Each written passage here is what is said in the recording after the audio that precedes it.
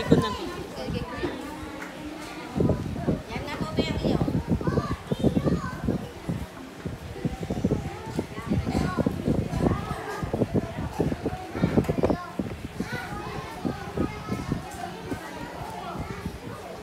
Maraming salamat po, madam.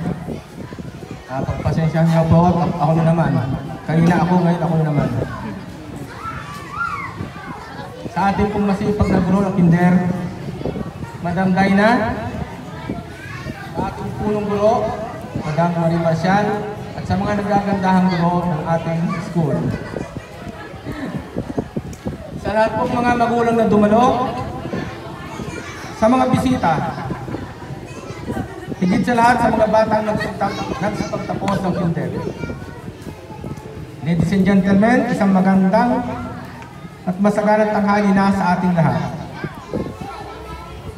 Pero bago po ipagpatuloy, ang aking sasabihin ay magpasalamat muna tayo sa ating Diyos Ama sapagkat binigyan niya tayo ng kayang-ayang umaga at hindi magaganap na okasyong ito kung hindi dahil sa Kanya.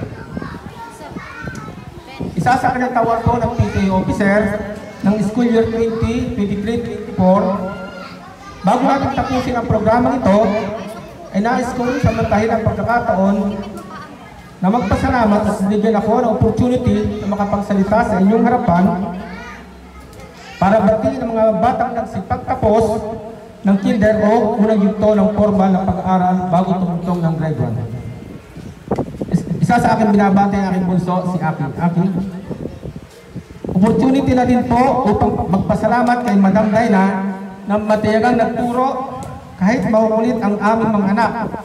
At opportunity na rin para mag-iwan ng isang naging mensahe sa ating mga anak at magulang at guro. Alam natin mga magulang na darating ang okasyong ito.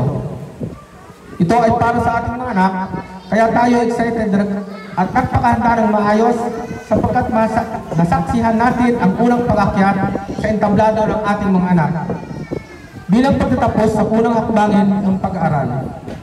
Napakahalaga ng okasyong ito sapagkat nagbunga ang ating pinaghirapan.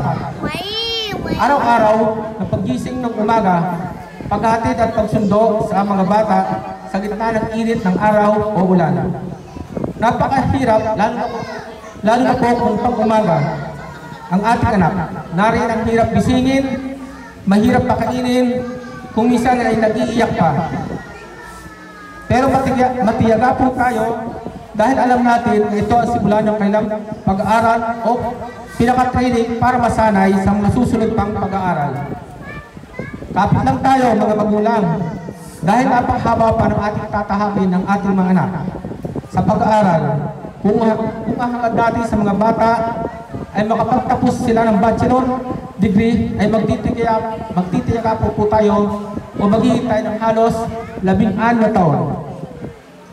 Mahalaga ang okasyong ito, bukod sa katapos ng kinder ng ating mga anak, ay binigyan ng pagkilala ang mga batang may natatanging talento sa akademya at iba pang aspeto. Bukod kay Madam Dina, salamat sa mga magulang na matiyagang turo sa ating mga anak, kahit ang hirap turuan kung minsan ay hindi kapapakinggan. Kung minsan ay gusto po ng mga bata mag-cellphone kaysa mag-review o magawa ng assignment.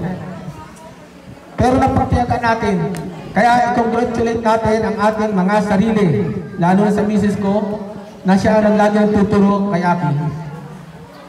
Pero tulad na sabi ko kanina, kapit lang tayo mga parents, dahil matagal-tagal pong panahon ang ating pagtitiis para marating ng ating mga anak ang kanilang pangarap. Ang ating gusto para sa kanila. Wala man tayo maipamana ng material na bagay sa ating mga anak na isang napakalaking kayamanan ang maipamana sa ating mga anak na makatapos ng pag-aaral na may degree. Sa mga bata, mga anak, sana ipagpatuloy lang ninyo ang inyong nasimulan na training sa pag-aaral. Mga bata, nakikinig ba kayo? Mga bata, mga anak, hello, nakikinig kayo? Hanggat di na papa at mama, daddy or mami o inay o tatay, na sa susunod pang antas ng inyong pag-aaral, ay lalo kayong magsumikap, mga bata. Matutoy, magiging. Boss, sarap ang cellphone, ha? Lagi sumunod kina papa at mama. Hindi lang sa pag-aaral, kundi sa gagawaing bahay. Mag 7 years old na kayo sa isang taon, o ngayon? Kaya dapat na tumulong kayo kay na papa at mama. Kahit sa paghuhugas malamang na plato o pinggan. O pagliligpit ng kumot. Naintindihan niyo ba ako? Yes po. Mga tutoy! Yes po. Inaantok na kayo? Mahal kayo na mama at papa, kaya kami nagsusumikap. Napapagtapos kayo dahil mahal namin kayo. Kung minsan, hindi maiwasan na kayo mapalo sa tamang pagpalo dahil may nagawa kayong kasalanan. Ang pagpalo sa inyo, hindi kami galit o saktan lang kayo, kundi isang disiplina.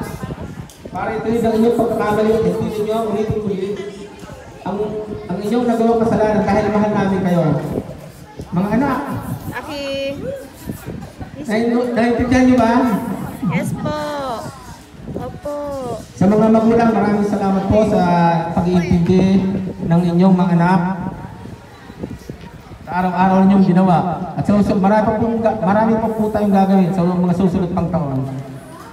Kami pong mga PTA officer, katuwang ang guro at magulang ay hindi magsasawang umabay at handang tumulong sa inyong patuloy na pag-aaral sa ating mahal na paaralan.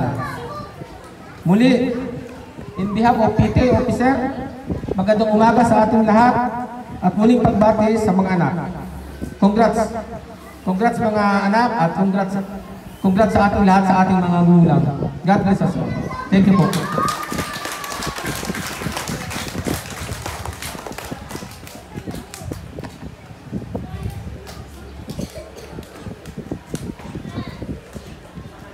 Muli po ang